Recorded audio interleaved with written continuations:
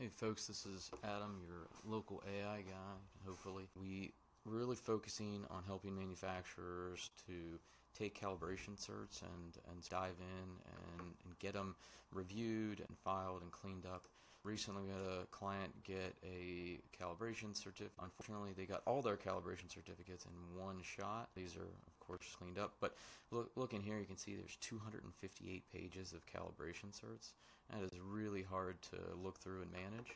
What we do is find a way to take those certificates, get them reviewed, get them organized so we can put them in our log. We know which ones are coming due.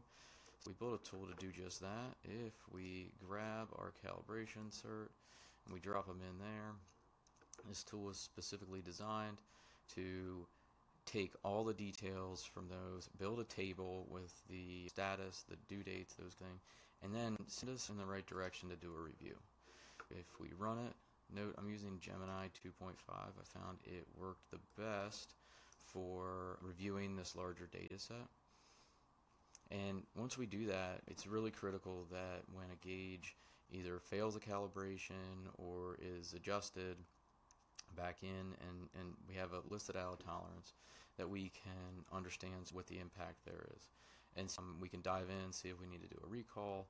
The system is designed to grab that information. You can see first I want to develop that master calibration table. Now I can take this and drop it in. It is giving me a call out if we have one that happens to be either out or adjusted.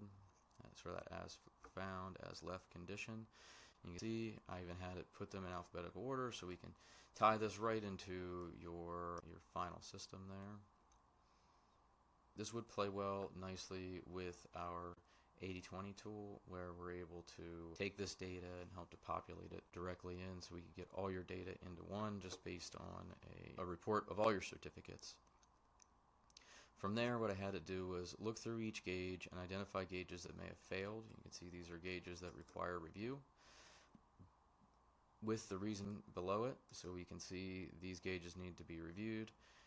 Boom, we've got a bunch of failed gauges. Here are some adjusted gauges. These need to also be reviewed, and then some that were limited in use. So we're able to use AI to pull up that details. Now, lastly, I ask it to look for any that are close on tolerance and starting to think that, hey, guys, we might be pushing the edge of our ranges. We should consider getting a new gauge or just monitoring it to make a decision on if that gauge is getting close. So you can see this pitch diameter was measured at 4.053, which is the maximum tolerance limit. So right on the edge of this one, right? From there, lastly, I had to do an analysis. Hey, take the information that you have and look for any trends, things that we should be looking for. We have a high failure rate on thread gauges, systematic issues with some masters there, just some really interesting summaries just based on that one document with 258 pages. We've turned it into something we can use. We can dive in and do the analysis we need to do. So we got more tools coming. Check this one out when you get a chance, and love to share. If you have ideas or other things you'd see us build, let us know. We're building these, deploying them to companies all across the country, everything from accounting firms to manufacturing to companies.